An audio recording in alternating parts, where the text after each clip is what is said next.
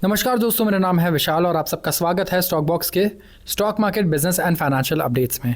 अगर 10 से 12 मिनट में आपको दुनिया भर के सारे इंपॉर्टेंट अपडेट्स के बारे में जानना है जो आपके फाइनेंसेस को इम्पैक्ट करते हैं, मतलब फाइनेंशियल न्यूज़, तो आप इस चैनल को भी सब्सक्राइब कर लीजिए और वीडियो को भी लाइक कर लीजिए। मैं डिस्कस करने वाला हूँ और एनालाइज करने वाला हूँ दुनिया भर के सारे इवेंट्स जो आज या कल हमारी सैलरी को बढ़ा सकते हैं, घटा सकते हैं, बिजनेस इनकम को बढ़ा सकते हैं, घटा सकते हैं, इन्वेस्टमेंट को बढ़ा सकते हैं, घटा सकते हैं, या इन्वेस्टमेंट की अपॉर्चुनिटीज़ लेकर आ सकते हैं।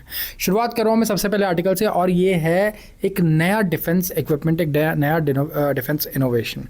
अब डिफेंस में आप देख रहे हो कि इंडिया कितने तेज़ी से स्पेंड कर रहा है। इस साल यूरोप ने भी अपने डिफेंस स्पेंडिंग इंक्रीज़ की है। सारी कंट्रीज़ अपने डिफेंस स्पेंडिंग को बढ़ा रही है क्योंकि दुनिया भर में कॉन्फ्लिक्ट्स बहुत सारे हुए हैं पिछले 5 साल में और लगातार कॉन्फ्लिक्ट्स बढ़ते जा रहे हैं। आपने देखा होगा रशिया और यूक्रेन के बीच में चाहे आप कॉन्फ्लिक्ट हो, चाहे मिडिल ईस्ट में कॉन्फ्लिक्ट हो, यहाँ पे इजराइल और बाकी मिडिल ईस्टर्न कंट्रीज़ के बीच में हमें कॉन्फ्लिक्ट देखने को मिल रहा है, और साथ ही साथ इंडिया और पाकिस्तान के बीच में भी हमें काफ़ी सारे कॉन्फ्लिक्ट्स देखने को मिले। तो यहाँ पे हम बात कर रहे हैं ऐसे इक्विपमेंट की जो ड्रोन्स के अगेंस्ट काम कर सकता है।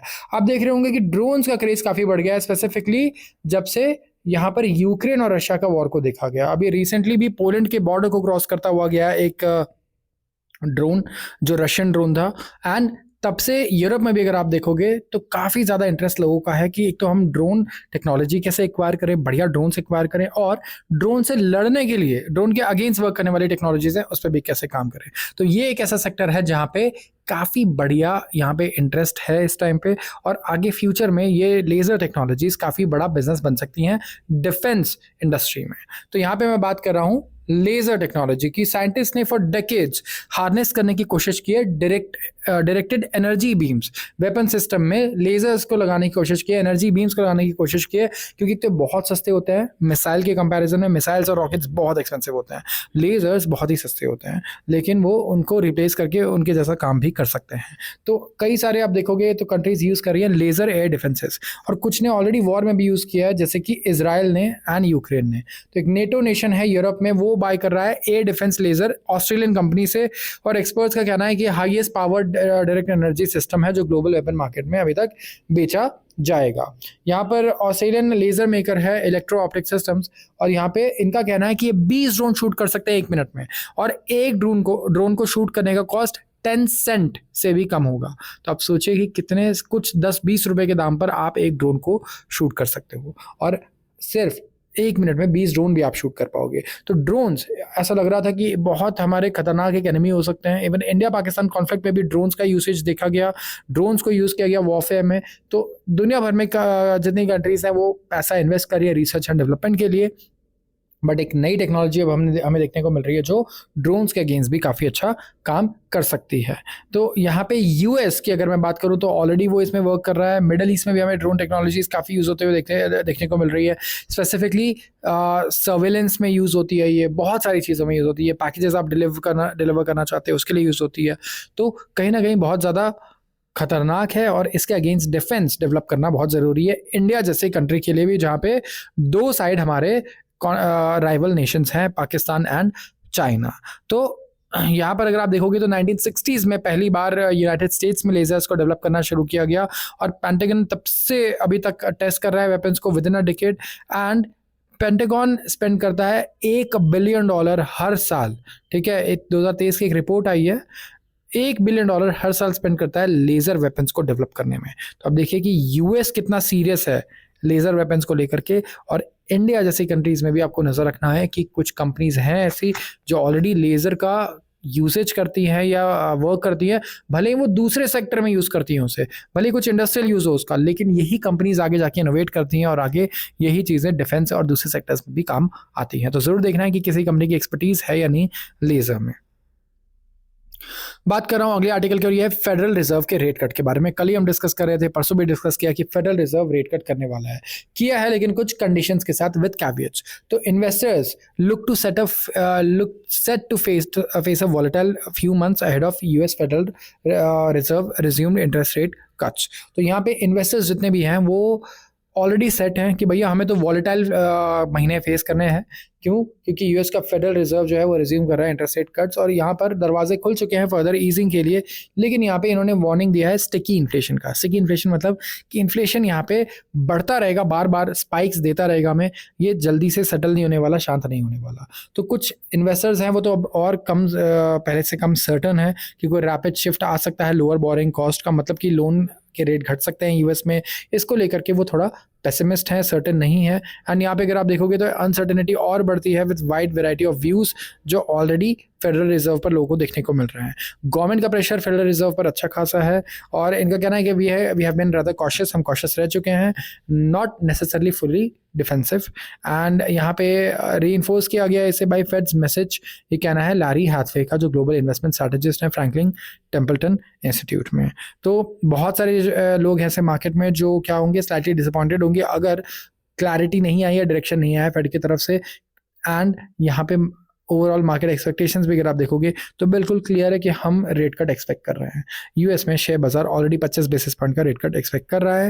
एंड दिसंबर से लेके अभी तक अगर आप देखोगे तो काफ़ी वेट हो रहा है कि हमें रेट कट देखने को मिले। खुद डोनाल्ड ट्रंप जो वहाँ के प्रेसिडेंट हैं लगातार क्रिटिसाइज कर रहे हैं फेडरल रिजर्व को कि जॉब, अगर आप देखोगे डेटा जो है वो वीक है, जॉब का डेटा, जीडीपी का डेटा वो भी वीक आया है। तो कहना कहीं फेडरल रिजर्व को कुछ करना होगा कि वो ब्याज दर को घटाए और एक फेवरेबल एनवायरनमेंट बने इससे, ताकि मार्केट में इन्वेस्टमेंट्स आए, बोरिंग कॉस्ट कम हो एंड कंजम्पशन भी मार्केट का इंक्रीज हो।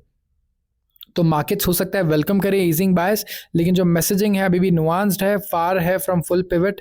तो नैस्डैक और एसएनपी जो है ये भी had gone into the meeting close to records high, मतलब मीटिंग के वक्त रिकॉर्ड हाई पर था, लेकिन कहीं ना कहीं चॉपी रहा, वेंसडे को रेंज बाउंड होकर ही क्लोज रह गया। तो ज़रूर नज़र रखें कि यूएस में फेडरल रिजर्व आगे क्या डिसीजंस लेता है, इनके मिनट्स को पढ़ने की कोशिश करें या फिर किसी अच्छे चैनल को फॉलो करें जो आपको अच्छे से क्लियरली बताए कि फेडरल रिजर्व आगे क्या करने वाला है, क्या चीज़ें कर रहा है, जैसे कि स्टॉक बॉक्स। बात करूंगा अगले न्यूज़ की, और ये है सेक्टर से इंपॉर्टेंट। काफ़ी सारे लोग रियल एस्टेट कंपनीज में इन्वेस्ट करते हैं, लेकिन क्या आप लग्जरी रियल एस्टेट पे फोकस कर रहे हैं? पिछले 2-3 साल 4 साल में कोविड के बाद से सबसे ज़्यादा ग्रोथ CAGR मैं बोलूं तो आ रही है कहाँ पर? लग्जरी रियल एस्टेट सेक्टर में। मतलब यहाँ पर आप देखो तो इंडिया का जो लग्जरी रियल एस्टेट मार्केट है वो बहुत ही स्ट्रॉन्ग ग्रोथ ट्रेजेक्टरी पे चल रहा है यहाँ पे, और इसका इम्पैक्ट देखा गया है बियॉन्ड डेवलपर्स बैलेंस शीट। जो प्रीमियम ब्रांड्स हैं जैसे kitchenware, bath fittings, tiles, furniture, interiors, इनका भी डिमांड बहुत अच्छा बढ़ रहा है। क्यों? क्योंकि जब लग्जरी अपार्टमेंट्स बनते हैं तो वहाँ पे लग्जरी टैप यूज़ होगा, लग्जरी टाइल्स लगेंगी, लग्जरी इंटीरियर्स यूज़ होगा, तो इनका भी बिजनेस बहुत अच्छा चल रहा है। लग्जरी हाउसिंग जो है ये क्रिएट कर रहा है स्ट्रॉन्ग डिमांड फर्नीचर सॉल्यूशंस के लिए। कस्टमर्स इन्वेस्ट कर रहे हैं 3 से 5 करोड़ घरों में, एंड उन्हें चाहिए फर्नीचर ऐसा जो उनकी लाइफस्टाइल के एक्सपेक्टेशन को मैच करता हो।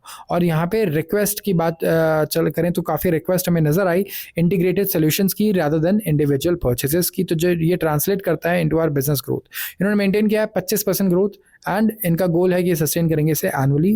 नागरकर भी एक्सपेक्ट कर रहे हैं कि 2 से 3 साल तक ये बढ़िया ग्रोथ एक्सपेक्टेड रहेगी। तो ये कंपनीज जो सप्लाई करती है मटेरियल्स, टाइल्स और मैं बोलूँगा नल, लाइटिंग्स, जो भी इंटीरियर का सामान है वो एक्सपेक्ट करेंगे 2 से 3 साल तक तो बहुत बड़ा डिमांड है। इसका मतलब कहीं ना कहीं इनसाइडर्स की एक्सपेक्टेशन 3 से 4 साल की अगर बढ़िया है तो ये रियल एस्टेट डिमांड भी कम का जो फ्लैट्स का है और हाउसेस का है बहुत ही बढ़िया रह सकता है। पोस्ट कोविड अगर आप देखोगे तो लग्जरी स्पेंडिंग बढ़ा है। Ultra high net worth count India में बढ़ा है। एक्सपेक्टेड है कि ये 13,000 से 2023 में जो था वहाँ से 20,000 हो चुका है, ऑलमोस्ट डबल हो चुका है। Ultra HNI category almost double हो चुकी है, और लग्जरी हाउसिंग सर्च कर रहा है compounded annual growth rate of 21% का CAGR है। मतलब आप सोच रहे हैं 4 साल में डबल हो जा रहा है, 3.5-4 साल में, ठीक है, सिर्फ 3 से 4 साल में इंडस्ट्री ही डबल हो जा रही है। ऐसी जगहों को आप बिल्कुल मिस मत किया कीजिए, और 2 से 3 साल के प्रोजेक्शंस भी अच्छे हैं। तो ये कोई इन्वेस्टमेंट एडवाइस मैं नहीं दे रहा हूँ, आपको खुद ही रिसर्च करना होगा क्या स्टॉक्स हैं, क्या कंपनीज हैं, उनके प्रमोटर्स कैसे हैं, उनके प्रोडक्ट्स क्या हैं, उनके प्रोडक्ट्स के रिव्यूज़ कैसे आते हैं, और उसके बाद आपको उसके बैलेंस शीट्स और P&L को भी देखना होगा, तभी आप एक अच्छी कंपनी को पिक कर पाओगे। और इंटरेस्ट Tier 2 Tier 3 सिटीज़ से भी आ रहा है, मतलब ना कि सिर्फ कॉस्मोपॉलिटन सिटीज़ या मेट्रो सिटीज़, दूसरी छोटी सिटीज़ भी हैं, वहाँ से बहुत बढ़िया आ रहा है डिमांड। और एक्सपेक्टेड है कि $38 बिलियन का जो रेवेन्यू है वो डबल से भी ज़्यादा हो जाएगा। 2029 तक ये हो जाएगा $101 बिलियन। तो लोग सेमीकंडक्टर्स की बात कर रहे हैं, बाकी सबकी बात कर रहे हैं, लेकिन यहाँ पे luxury real estate housing segment ऐसा है जो ऑलमोस्ट डबल होने की बातचीत कर रहा है यहाँ पे। अब बात करूंगा अगले आर्टिकल की, और ये है बहुत ही बुलिश आर्टिकल। फाइनली ऐसी पॉजिटिव न्यूज़ देखने को मिल रही है कि यूएस हो सकता है जो 50% का टैरिफ लगाया इंडिया पर उसे कट करके कर दे 10 to 15%, और पेनल्टी वाली जो ड्यूटी लगी है वो भी हट सकती है। तो चीफ इकोनॉमिक एडवाइजर है हमारे वी अनंत नगेश्वरन, थर्सडे को इन्होंने कहा कि कॉन्फिडेंट हूँ मैं, इंडिया यूएस के टैरिफ डिस्कशंस जो है कंक्लूड हो जाएंगे कपल ऑफ मंथ्स में। रेसिप्रोकल टैरिफ जो है ये ऑलरेडी यहाँ हम रिजॉल्व कर लेंगे इसे। जो रशियन ऑयल के परचेज पर टैरिफ लगा है उसका भी सोल्यूशन आ जाएगा, एंड जो 10 से 15% की टैरिफ की रेंज है वही रहने वाली है, ज़्यादा नहीं रहने वाली है ये।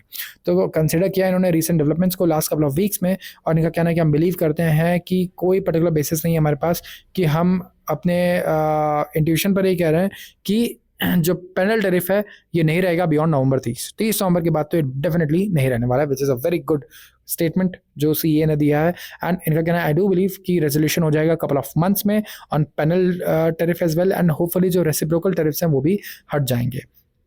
ट्यूसडे को जो चीफ नेगोशिएटर्स रहे हैं इंडिया के और यूएस के, उन्होंने डिसाइड किया कि हम और ज़्यादा इंटेंसली एफर्ट डालेंगे, ज़्यादा और टाइम स्पेंड करेंगे और रीच करेंगे early conclusion mutually beneficial trade deal का जो सेट किया जाएगा। और जो रिसेंट स्ट्रेंस आए हैं, दरार आए हैं रिसेंट बायलैटरल प्राइस में, उसे और रिवर्स किया जाएगा।